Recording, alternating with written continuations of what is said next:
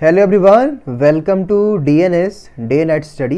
तो दोस्तों, आज की इस वीडियो में मैं आपको बताऊंगा कि आपको यूपी कॉलेज के एनुअल एग्जामिनेशन के फॉर्म को कैसे फिलअप करना है, यानी कि कैसे भरना है। क्योंकि ये जो दोस्तों ये जो फॉर्म है, अगर आप देखेंगे तो ये 6 पेज का है। हालांकि 4 पेज का ये अगर देखें तो एक हार्ड कॉपी टाइप की है, और 2 पेज का जो कि है काशी विद्यापीठ के द्वारा ये बनाई गई है। यानी कि अगर देखें तो टोटली 6 पेज का है। और हालांकि जो भी हमारे फर्स्ट ईयर के स्टूडेंट होते हैं मेनली उनके अंदर ये एक डाउट होता है कि फॉर्म को भरना कैसे है। और अगर आप दोस्तों छोटी मोटी गलतियां कर देते हैं तो आपका फॉर्म भी रिजेक्ट हो जाता है और टीचर से आपको डांट भी खानी होती है। तो आइए हम आपको इस वीडियो में जो है स्टेप बाय स्टेप करके, यानी कि 1 बाय 1 करके एक डिटेल में आपको हम बताएंगे कि आपको इस फॉर्म को, यानी कि एकदम अच्छी तरीके से फॉर्म को कैसे भरना है। और क्योंकि एक डाउट ये भी होगा आप में से जो लोग सीबीएसई बोर्ड के होंगे या फिर जो यूपी बोर्ड के भी होंगे, तो अगर देखें तो ये लैंग्वेज जो शुद्ध हिंदी है, यानी कि एकदम हिंदी में लिखा हुआ है, तो काफ़ी चीज़ें आपको समझ में हो सकता है ना आए। तो इसलिए हम आपको स्टेप बाय स्टेप करके, यानी कि 1 बाय 1 करके सब कुछ बताने वाले हैं इस वीडियो में।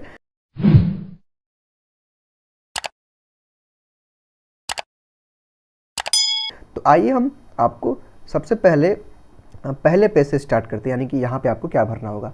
सबसे पहले तो यहाँ पे मैं आपको बता दूं कि यहाँ जो ऊपर लिखा हुआ आईडी संख्या, यानी कि आईडी नंबर, यानी कि जो भी आपको आईडी मिला था, यानी कि अगर आपको आई कार्ड मिला होगा, आपको याद होगा, आपको अगर आप फर्स्ट ईयर सेकेंड ईयर फिर थर्ड ईयर किसी भी में आप पढ़ते हैं तो आपको जो आई कार्ड मिला होगा, तो आईडी नंबर जो लिखा होगा यहाँ पे आपको लिखना होता है।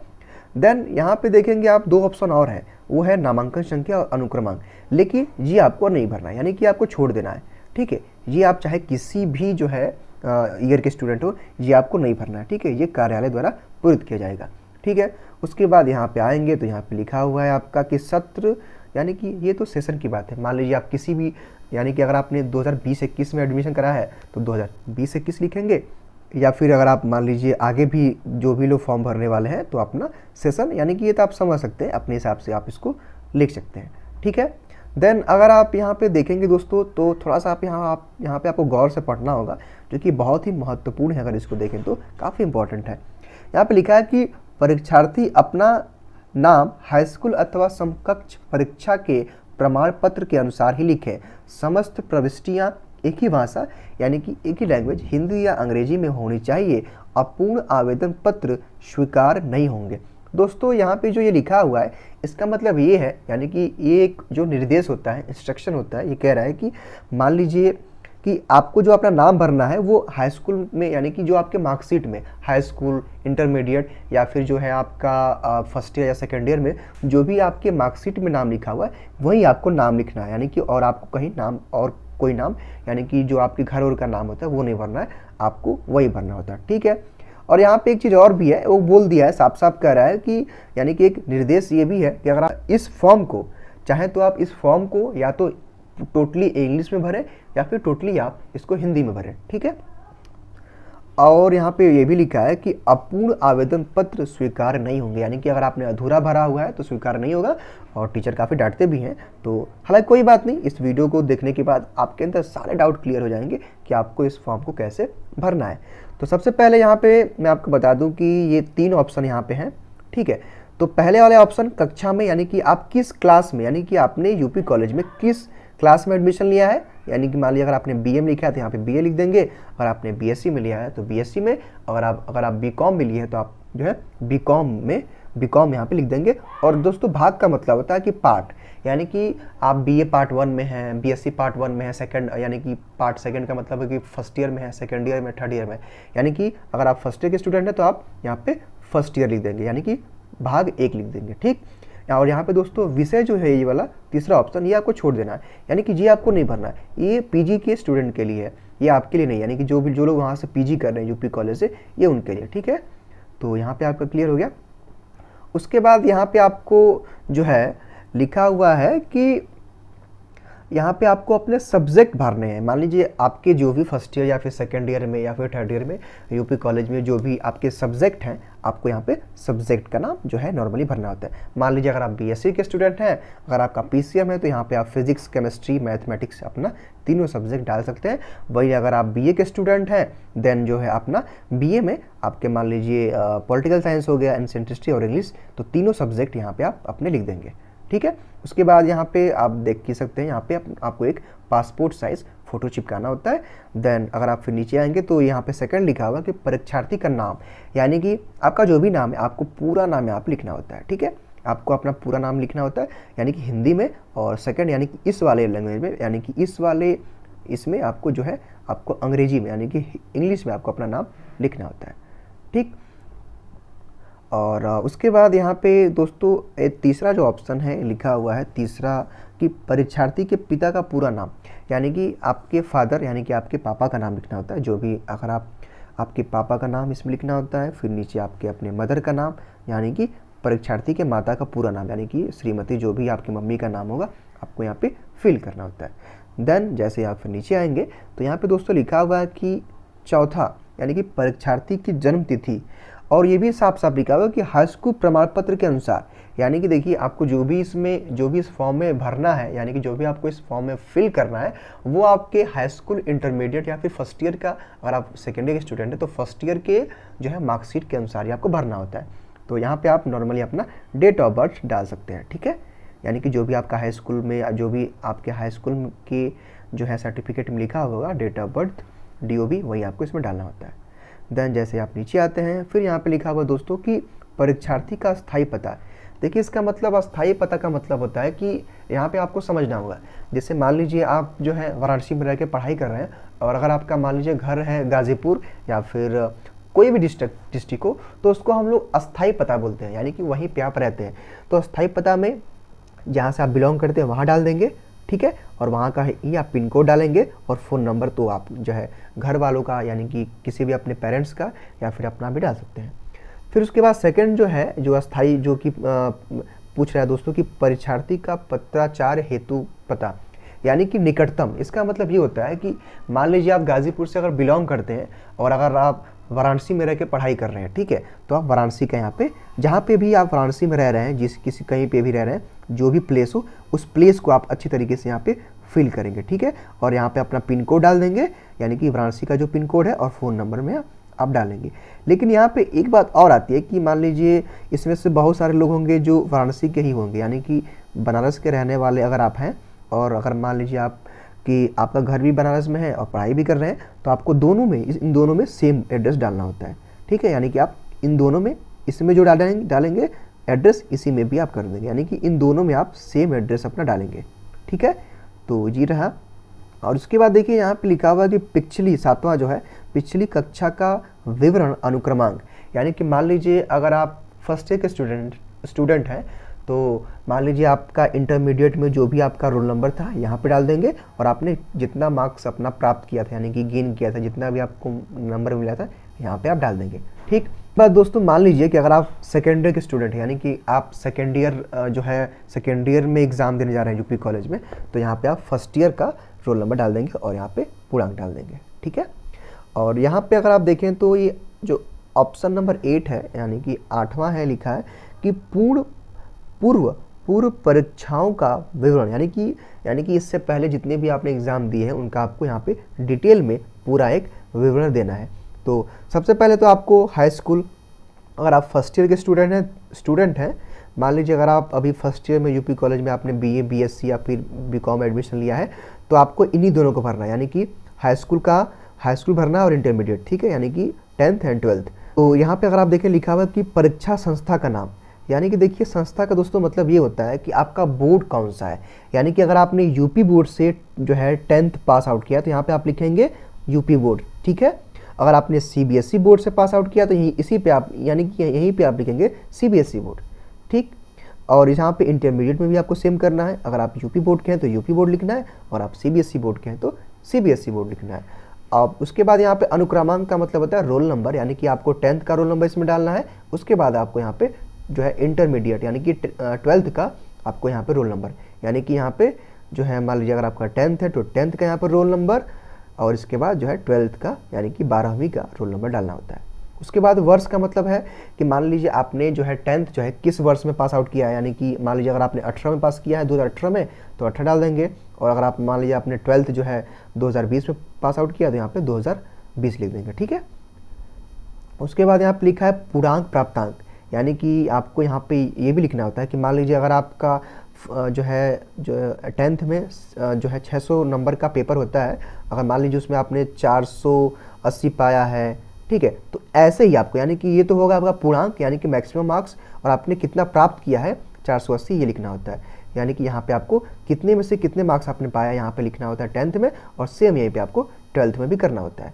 उसके बाद यहाँ पे लिखा है श्रेणी। श्रेणी का मतलब होता है कि आपने जो 10th या फिर 12th पास आउट किया है वो आपकी श्रेणी क्या थी, फर्स्ट डिवीज़न था, सेकंड डिवीज़न था या फिर थर्ड डिवीज़न था, तो यहाँ पे आपको श्रेणी अपनी लिखती होती है इन्हीं दोनों में, ठीक है। और वहीं मान लीजिए कि अगर आप सेकेंड ईयर के स्टूडेंट हैं यूपी कॉलेज के या फिर थर्ड ईयर के, तो यहाँ पे तो आपके ये दोनों सेम डालना होता है। तो यहाँ पे आपको बीए, जो भी आपका अगर बीए तो बीए में आपका कौन सी संस्था का नाम डालना होता है और अनुक्रमांक डालना होता है, वर्ष और जो भी है प्राप्तांक पूर्णांक, और यहाँ पे श्रेणी, ठीक।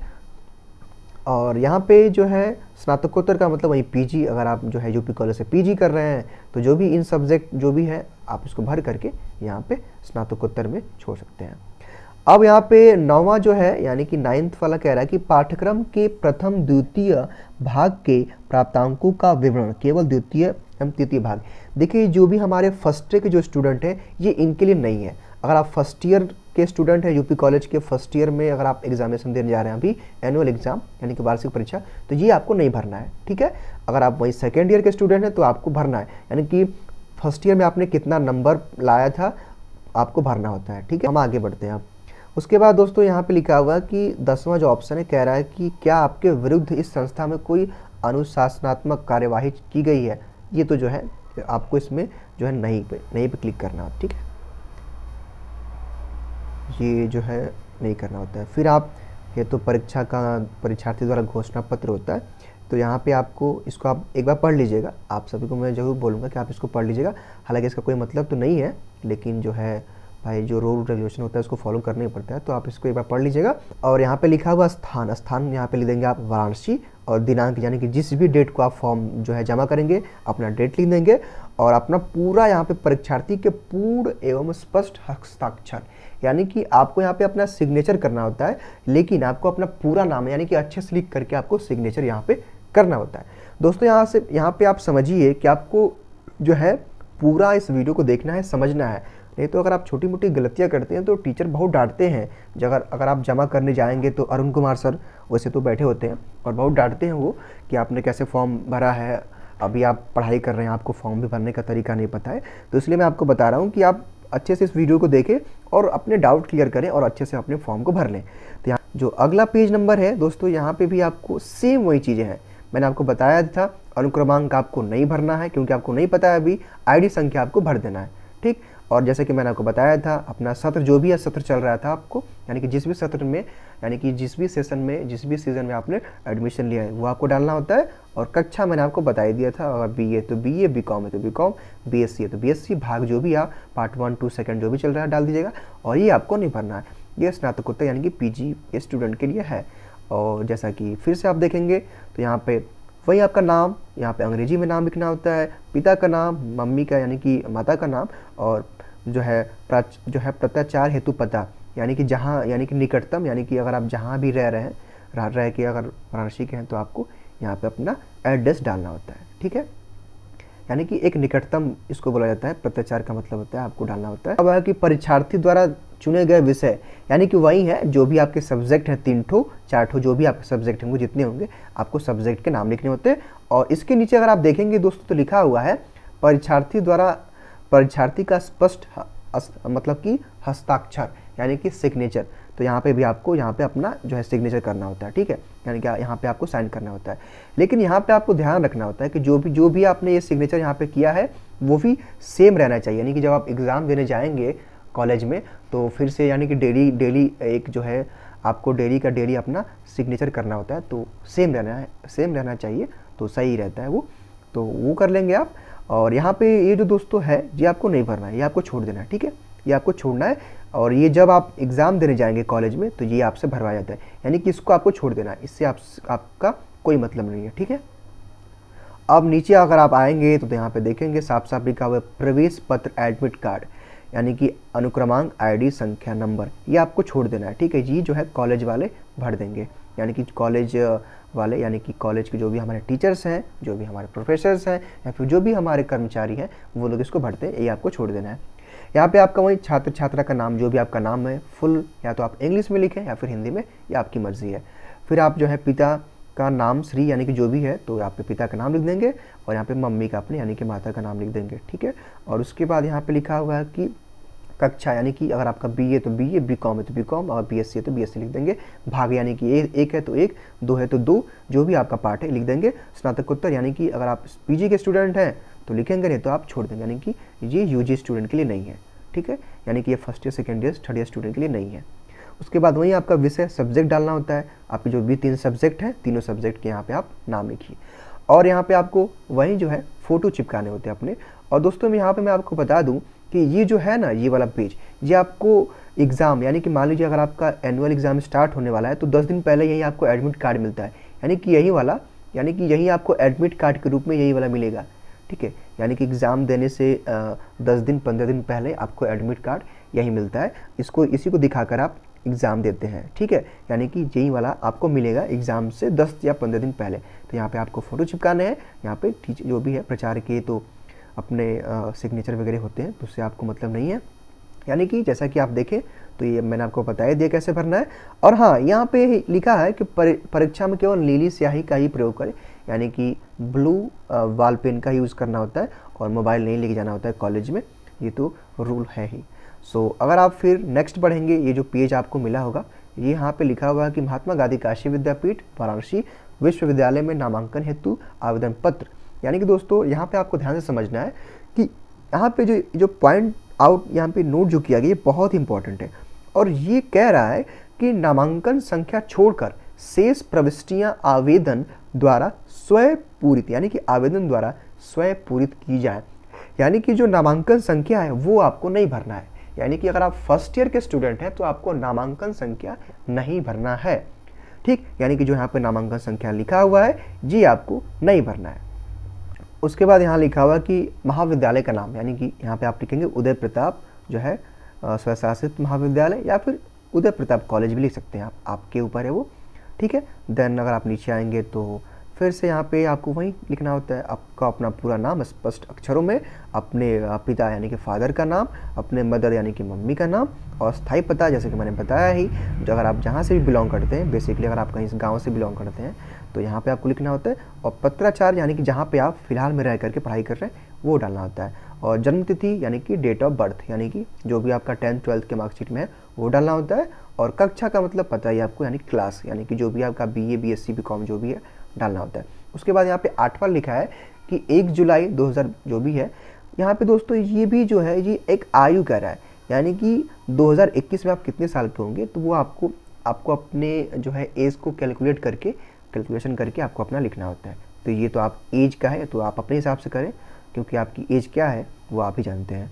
देन अगर आप 9वां ऑप्शन देखेंगे, लिखा है कि विश्वविद्यालय महाविद्यालय में प्रवेश की तिथि, यानी कि मान लीजिए आपने यूपी कॉलेज में किस समय, यानी कि आपकी डेट क्या थी, तो उस डेट को जानने के लिए जैसे ही आप आईडी कार्ड के साथ आपको एक फीस रसीद, यानी कि जो आपको फीस रिसिप्ट मिली थी उस पर लिखा होगा कि आपने किस डेट को यहाँ पे एडमिशन लिया था यूपी कॉलेज में, तो वही डेट आपको डालना होता है, ठीक है।